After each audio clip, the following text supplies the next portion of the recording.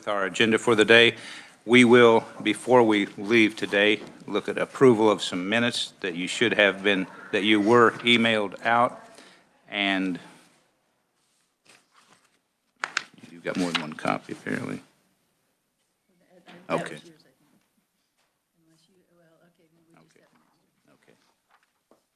There's minutes that you had received via email, and so we'll look at those at the end of the committee meeting or after this hearing and at least approve minutes. But to begin with, we have on our agenda a hearing on House Bill 2608, and so we will open up the hearing on 2608 and begin our time together with a briefing from our reviser on the legislation.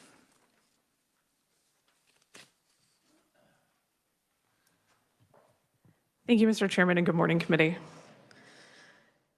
going to give a little bit of background before I get into the details of 2608. So the National Poultry Improvement Plan was established in 1935 to diminish the spread of certain poultry diseases and to promote testing and monitoring for such diseases. Currently, each hatchery in Kansas must be designated as a national plan hatchery by the Animal Health Commissioner of the Kansas Department of Agriculture, or meet equivalent requirements for pullorum and fowl typhoid control. Each hatchery flock within Kansas must be designated as U.S. pullorum typhoid clean by the commissioner or meet equivalent requirements. Additionally, no poultry may be shipped into Kansas other than from a source that is designated U.S. pullorum typhoid clean under the plan or meets equivalent requirements. So I'm going to get into the details of House Bill 2608. Section 1 of the bill would explicitly grant the Animal Health Commissioner the authority to administer and enforce the Poultry Disease Control Act. Section 2 of the bill would require each person participating in the plan to pay an annual plan participation fee not to exceed $50. Section 3 would require each person performing any testing or poultry disease diagnostic services pursuant to the Act to pay an annual certification fee not to exceed $50. And any person who requests testing or diagnostic services would be required to pay a fee not to exceed $100 per visit to each location participating in the plan. Additionally, the bill would explicitly provide that using services related to pullorum typhoid performed by someone not certified or authorized to do so would not be considered sufficient to support a national plan hatchery or U.S. pullorum typhoid clean designation pursuant to the plan. Section 4 provides that designation under the plan could be revoked for failure to pay the annual plan participation fee. The bill would take effect on July 1, 2024 upon publication in the statute book, and it did pass the House on a vote of 113 to 2, and I'll be happy to answer any questions. Questions of our reviser committee? Seeing none, thank you. Our first conferee is Mr. Josh McGinn, who is the Assistant Secretary of the Kansas Department of Agriculture. Welcome to the committee. Thank you, Mr. Chairman. Try to move this up. Members of the committee. Thank you for having this hearing today. Just want to start by giving some background on this. In Kansas, poultry, as many of you probably already know, is not a huge industry, but we do have some producers that work with heritage turkeys and have some rare genetics in that field. Also, wild game producers that are very successful and have quality flocks that they like to import out of state. But overall, we estimate that poultry and egg production generates $82.9 million annually in the state of Kansas, and processing generates $35.6 million. So it is still an important industry to our state, and many of you probably have some poultry producers in your districts.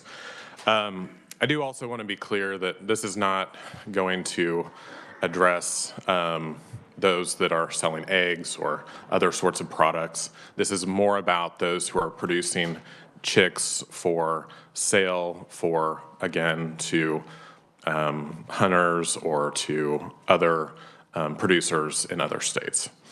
The history of the National Poultry Improvement Plan goes back to the early part of the last century.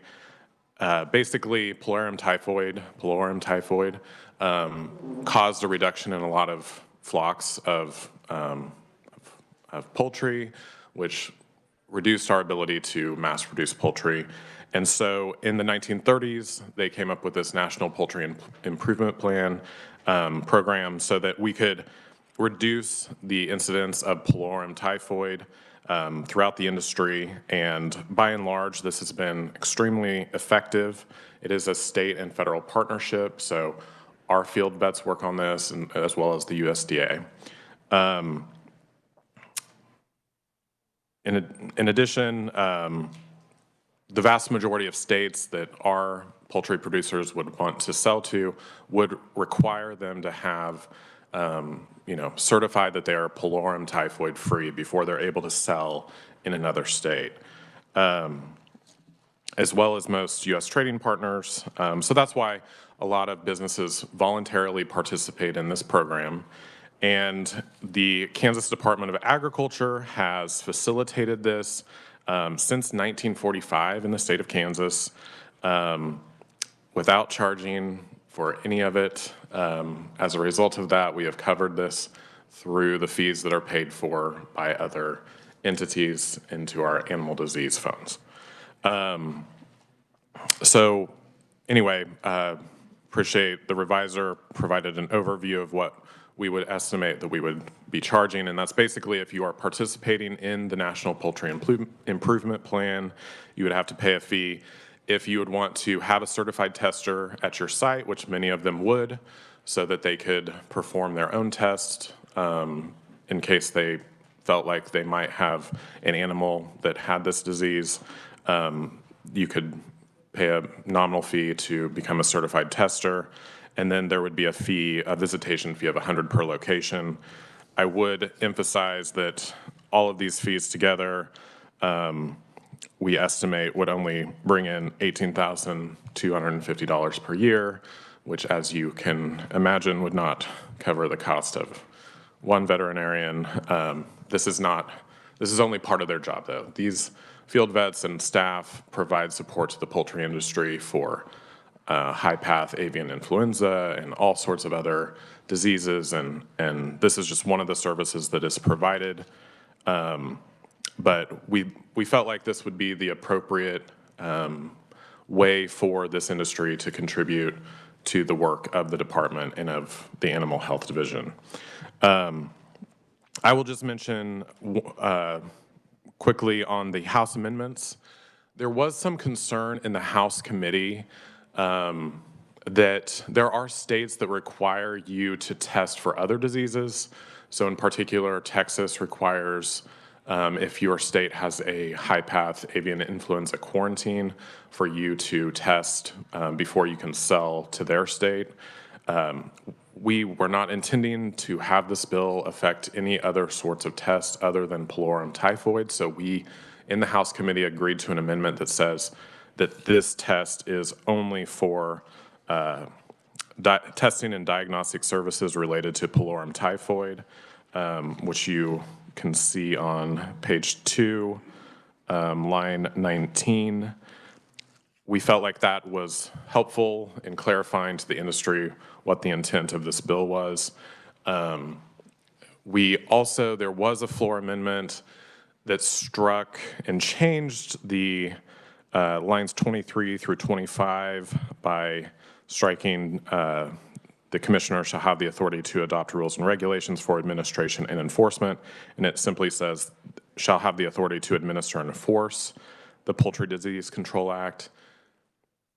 We're probably okay with that, but we've been discussing with the revisor and with our chief counsel. We do want to be sure to be able to charge a lower fee than $50. And I know it says not to exceed $50, but in the Department of Ag, most of our fees go through the rule and reg making process. So it may be worth the committee considering making it clear that we can charge a lower fee. And that's all that we would ask for our rule and reg making authority. And that's all that we intended with having this bill passed, is to focus our work on preventing pullorum typhoid, which I will end by saying is a well-controlled disease in the United States of America since this program went into effect. there are very few cases, hardly any cases in commercial flocks. But similar to high-path avian influenza, when you have a lot of wild birds and you have a lot of backyard flocks, it's still a disease that we want to test for to make sure that it doesn't affect our commercial flocks. So with that, I will stand for any questions. Thank you. Mr. McGinn, could I get you to, because I don't see it in front of me, that figure you said you thought that the revenue from the fees would be? Oh, yeah. Total, we expect the revenue would be $18,250 per year. And that's honestly on the high end. If we charged a lower fee, I believe that is based off of a $50 fee, so it could be actually lower than that. Questions, committee? Senator Reichman. Thank you very much, Chair, and thank you for coming this morning, Josh McGinn. You're Assistant Secretary or whatever you are. Well, you just call me Josh. Okay. Anyway, thanks for coming. One question I had, you was talking about as people coming to inspect the premises and checking the birds and so on. Then, now, my question is, what kind of qualifications do they have the people inspect? And secondly, can the people that actually have the birds, can they go ahead and do the inspection themselves? I think you kind of allured to that, and what kind of training would they have to have? Thank you. That's a great question. Thank you. Basically, our field veterinarians would come, or working with USDA veterinarians, and then they would train anyone who wanted to become a certified tester.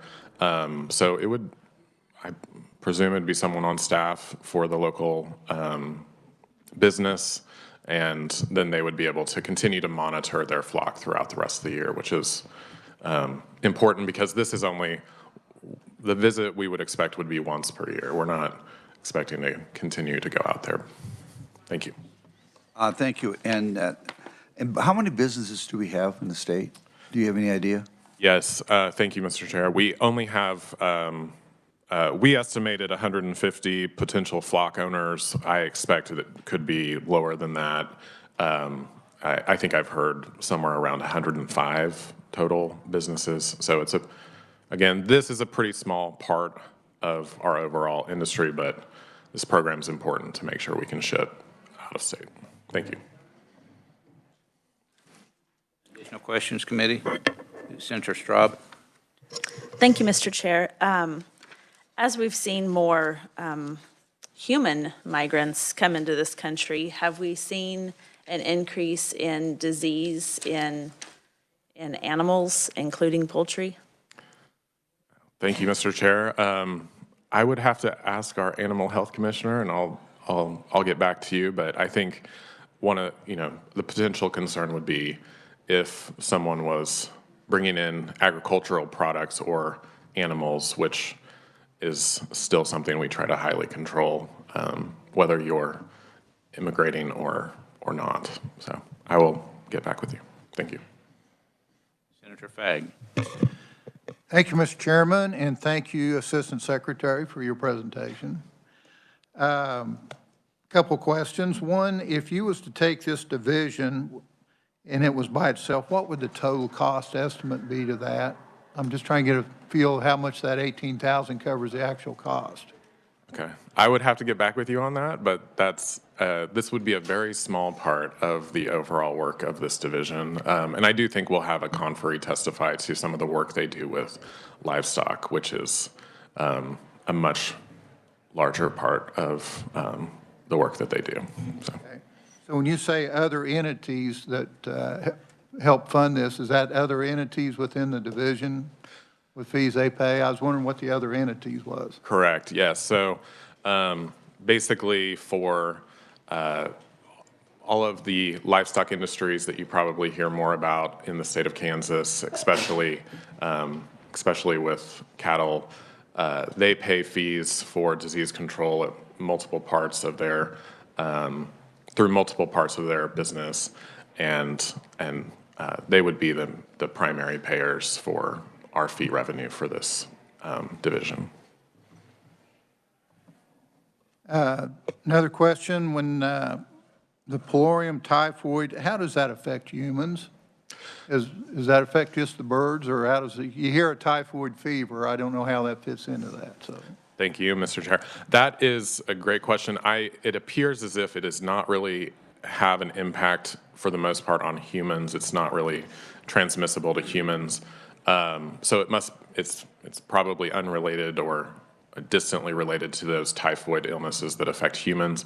So the reason this program was adopted was more so because it was limiting the size and the growth of poultry in the country when we needed more product to sell.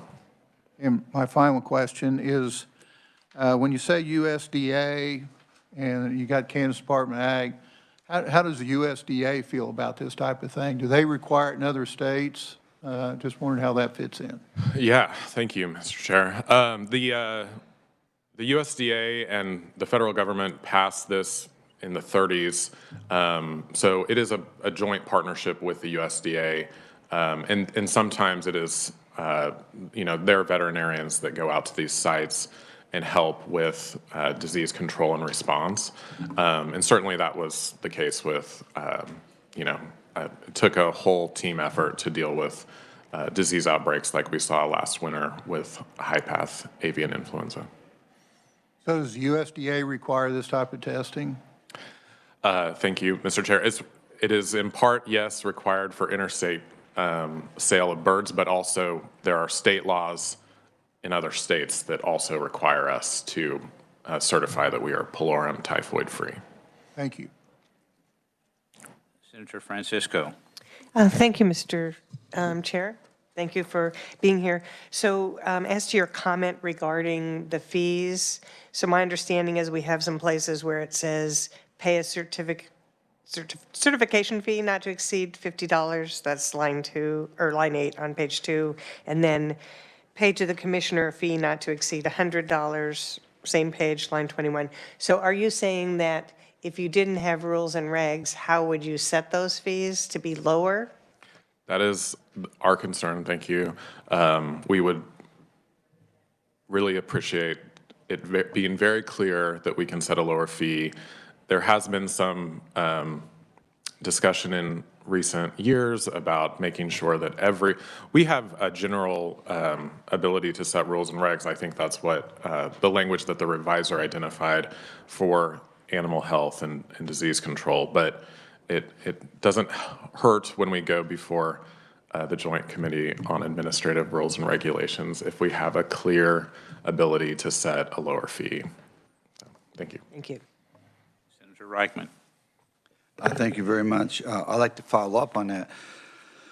When it said paid to commissioner a fee not to exceed $100 per visit, it seems like that gives you an out right there that you could go less. I don't know why you need an amendment. Thank you. Thank you, Mr. Chair. That is my reading as well, but I am not a lawyer, and the lawyers have told me that it may need, what is it that we use? Belt and suspenders. So thank you very much.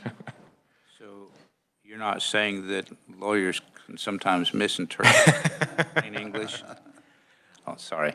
I do have a couple questions. On that, it says $100 on page 2, $100 per visit to each location.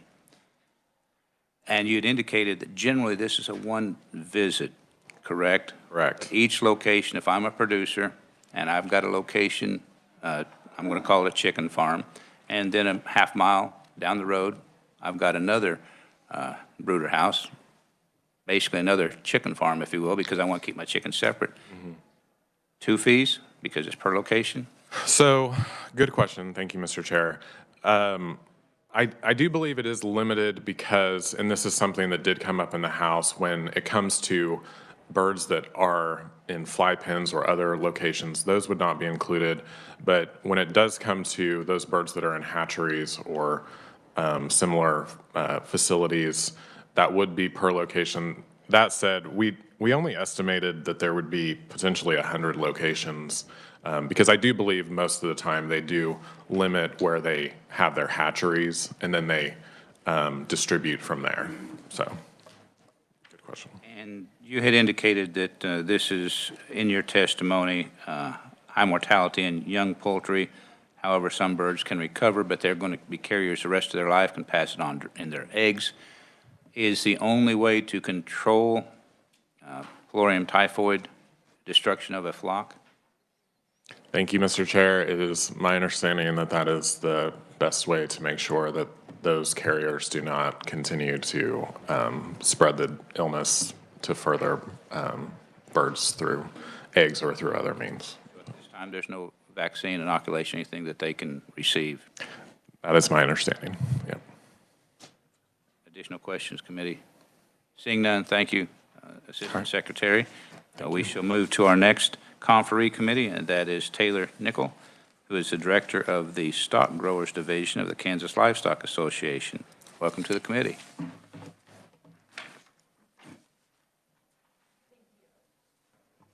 Thank you, Chairman Peck and members of the committee for allowing the Kansas Livestock Association to have the opportunity to share our views on House Bill 2608. Again, my name is Taylor Nickel, and I'm here on behalf of the KLA and our over 5,700 members involved in the livestock industry across the state.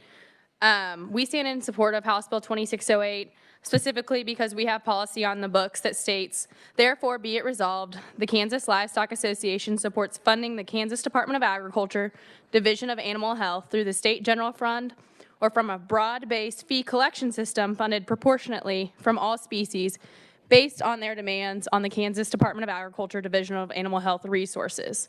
So House Bill 2608 would help cover the cost to these poultry programs within the state that are currently being funded through the Animal Disease Control Fund.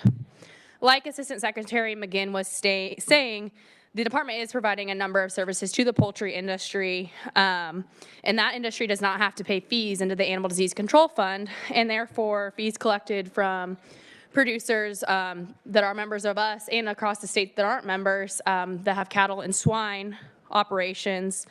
The fees collected from those operations are being utilized to help cover the cost of these poultry programs and the services they're being provided. I know, Senator Fagg, you had asked, what type of fees, what operations are paying into those. I've listed out the ones in my testimony, and I'll go over those.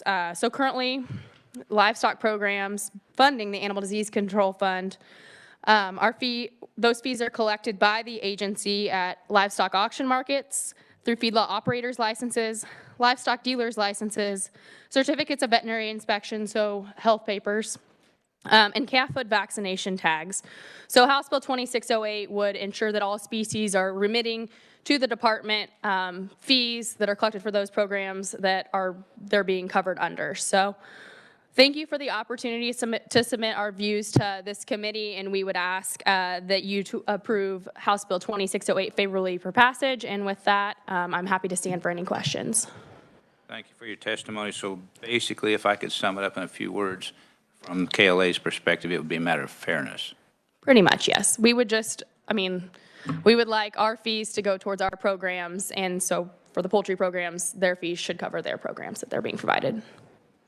And I intended to ask the Assistant Secretary and failed, so you're at the mic now. I'll ask you, could you potentially believe that there might be a reduction in fees for other things, or it's because, as the Secretary indicated, we're only looking at bringing in $18,000. You don't think that the livestock industry would receive a reduction in their fees? I would probably highly doubt that, but I would not be probably the one to answer that question. It would definitely be a department level question. I kind of thought that. Yeah. I wish that would happen, but I doubt it does. Any questions of Senator Fagg? Thank you, Mr. Chairman, and thank you, Madam Director. You're at the microphone, so I'm kind of what the chairman's saying here. So if there's about $82 million, do you take a chance out of these 150 that there's like 10 great big ones in there that could really afford a bigger fee, and then you got a whole bunch of little ones that this is a hard one to, it's just another fee to them? I just wondered if you comment on that. You understand what I'm trying to say? the actual cost, or you go per location and you go out there and there's 10,000 birds at one, and you go to another one that's got 200 at another. Just kind of concerned about the little guy in that picture. is what I'm saying. Yeah, I completely understand that. I probably am still not the best one to answer that question. I believe that's probably a department level question when we're looking at an industry that currently isn't covered under our membership. Senator Fagg, when we're finished with this conferee, we will allow you to ask that of the department since we're still in the hearing, if you wish. Thank you, Mr. Chairman. All right. Additional questions of Director Nichol? Seeing none, thank you for appearing. Thank you, sir. Assistant Secretary McGinn, if you could step back up, please, and answer the question from Senator Fagg, and if you need him to restate it, he can, but it seemed to be fairly straightforward. Thank you, Mr. Chair. We will get the number for you on the overall cost of the program. I would say that we did come in lower than our estimated costs, even just for this specific service that we're providing to the poultry industry. We would expect that service alone to cost $35,000 to $40,000. So we intentionally wanted to come in and just start to provide a nominal fee without trying to put too much of a burden on this small industry, as you indicate. Thank you. Thank you. Question. Okay, since you're still standing at the microphone, what about having a different level of fees for a certain size flock versus a larger size? Was that discussed, talked about at all? Thank you. I know that in terms of what type of fee to charge the industry, it was discussed thoroughly which service the agency provides would be the right service to charge for. In terms of a smaller or larger fee based off of the size of the operation, I could go back and check on that, but I think when we ended up with deciding for a lower fee overall and only for pullular and typhoid, the goal was to limit the cost to those poultry producers overall. And I do want to mention that our antigen testing costs, the cost of the antigen itself, this would really not cover that cost, which is the primary service we're providing. So. Committee, if you have additional questions, this is your opportunity. If not, we'll move on. Well, thank you for stepping back up, Assistant Secretary. I have no other conferees, proponents, opponents, nor neutral, and so we will close the hearing on House Bill 2607. And committee, we do have a little bit of time left in the committee, so we will circle back around to close to where we left off yesterday. I guess we'd never even pulled it up, but I do want to spend a little bit of time this morning on House Bill 2607.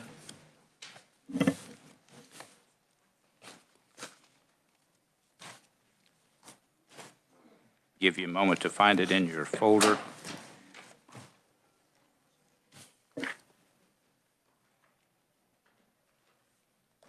As a brief reminder, I will ask our reviser to go over the bill, the legislation, briefly, or however long you think you need. Thank you, Mr. Chair. This is a rather lengthy bill that deals with Kansas pesticide law. And House Bill 2607 would amend the Kansas pesticide law with regard to penalties for violations and requirements for training and supervision of certain applicators, categories of certification, private applicators, proof of financial responsibility, record keeping, and the denial, suspension, revocation, or modifications of licenses. And I'll be happy to go into detail about any of that or answer any questions as you need to. Questions of our reviser committee? Seeing none, thank you. We were suggested during the hearing that an amendment or two be proposed, and I understand that we have an amendment that has been worked upon, and so I will recognize Senator McGinn. Thank you, Mr. Chairman. I have an amendment that's mostly technical in nature, but I'll wait until everybody has it in front of them.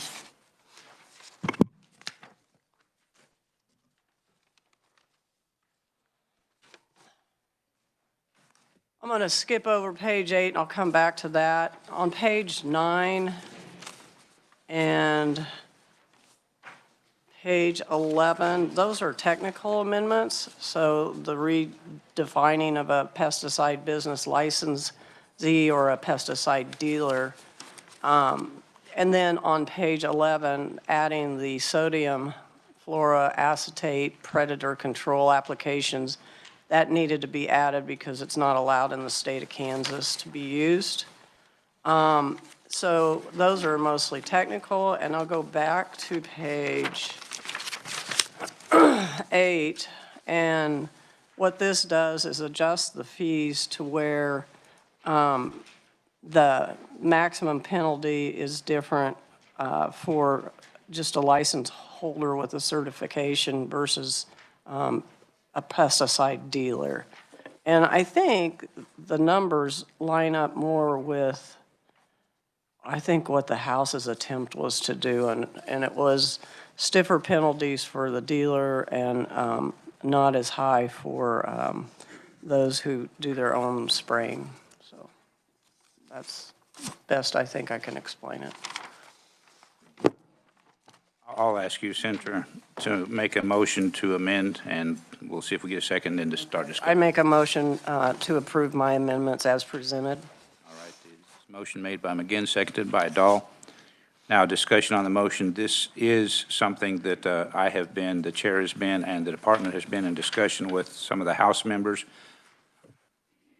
particularly Representative Gartner, who had appeared before the committee, and he is the one that had offered the amendment to reduce from the 5,000 to 500, and he was thinking of the small guy, but the small guy should have a smaller fee in his opinion.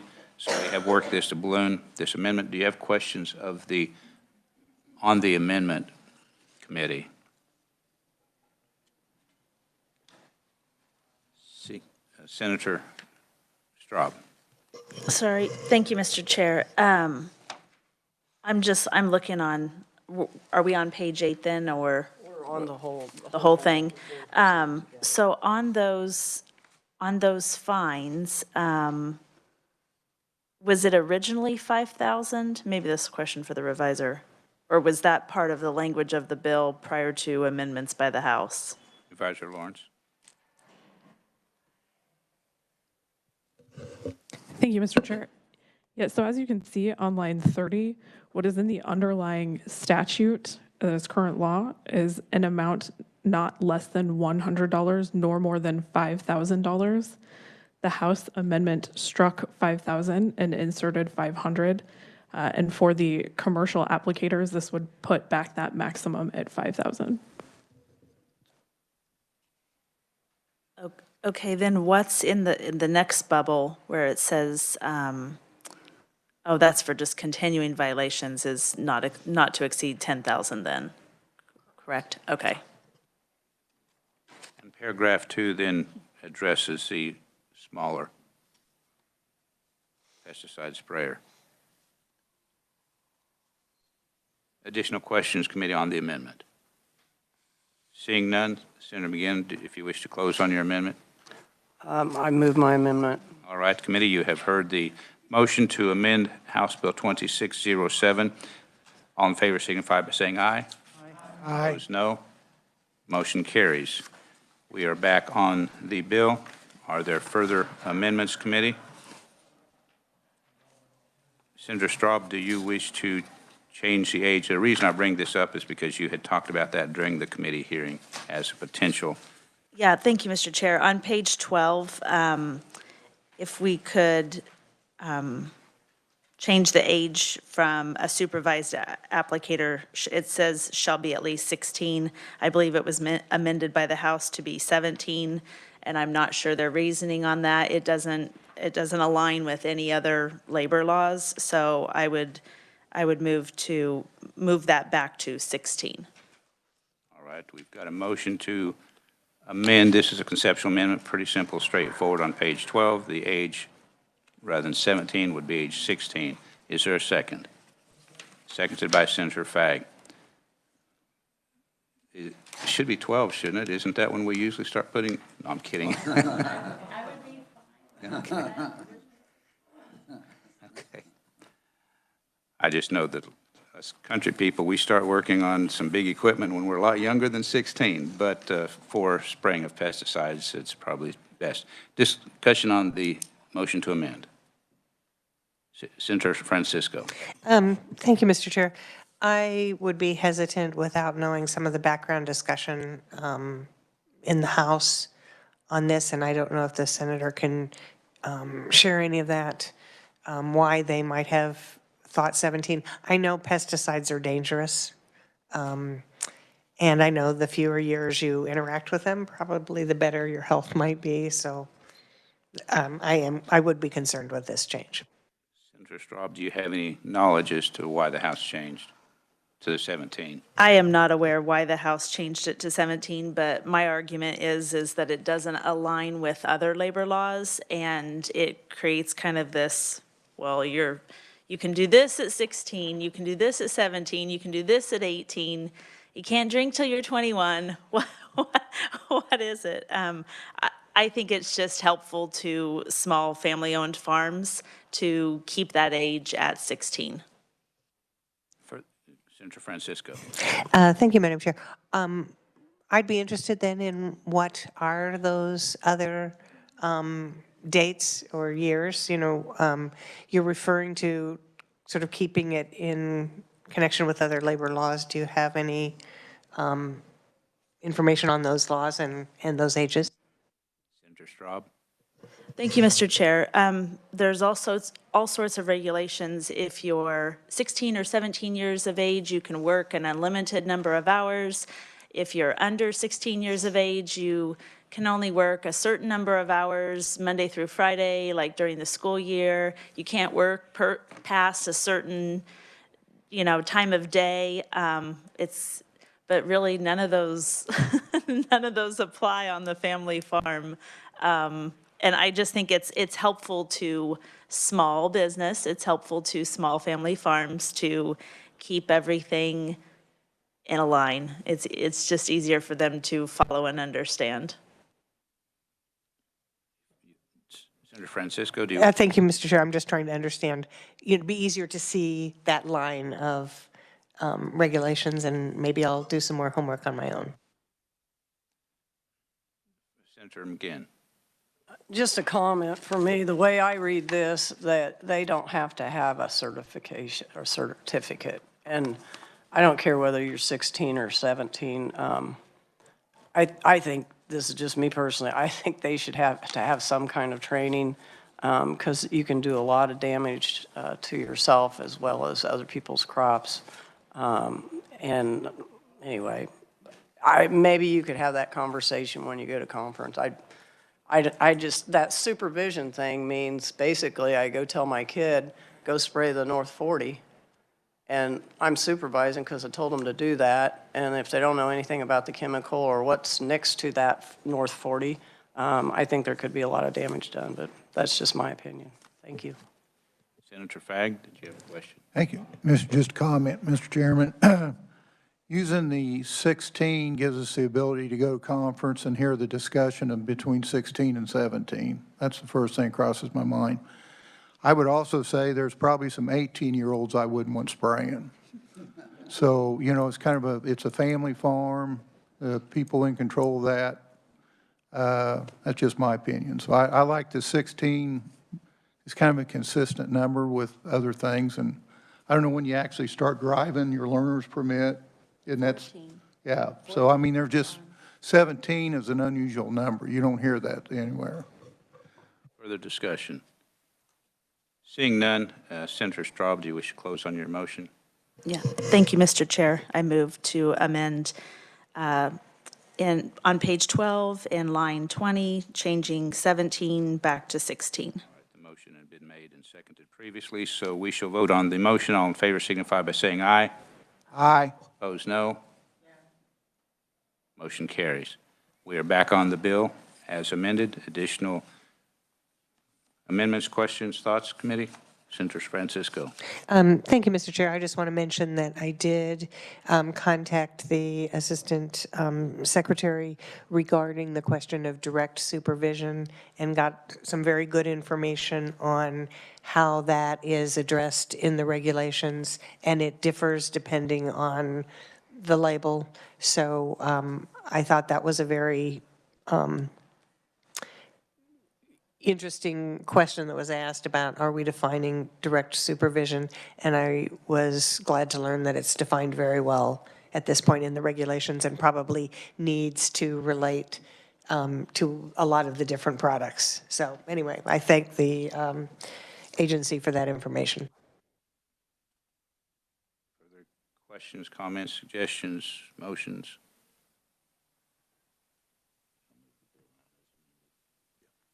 Senator Reichman. Aye. I'd like to move. I guess I turned the mic on. I move that we pass out Bill 2607 with, as amended. Favorably. Favorably? Thank you.